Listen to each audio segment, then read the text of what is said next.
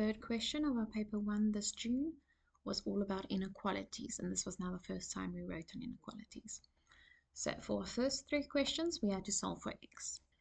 In this first question, the only thing in the way of just having x on this side is the times 6, so we divide by our 6 on each side, so that x is greater than or equal. You cannot change this to any other symbol.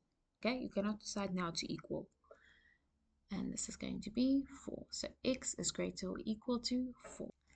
Then in the second question, we have a double inequality. So we want x to be on its own or alone in the middle. So whatever we do to get x on its own, we have to do everywhere. So firstly, we'll get rid of this plus 3 by minusing 3. Yeah, so whatever you do everywhere. So you'll have 0 and 5 and a negative x in the middle. Then we need to divide by a negative 1. So we do that everywhere. So it doesn't have an influence on 0. It will still be 0. It will be x and negative 5. But when we divide by negative, it changes the direction of our inequality. But you cannot leave your question like this. You have to write your final answer from small to big. So negative 5 is less than x is less than 0. So this question deals with distributive rule on top of everything else.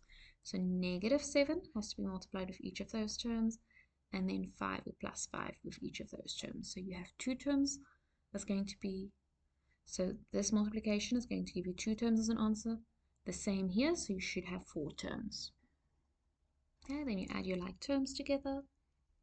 You take your minus 29 over by adding 29, and then you divide by negative 11. So you have x, and you'll have negative 3, but remember, because you divided by negative, you will change the direction of the inequality. Yeah, then we had to illustrate these two inequalities on a number line. So you need 2 things. You need your direction, and you need to know whether we use a colored in dot or an open dot. Okay, open is for not included,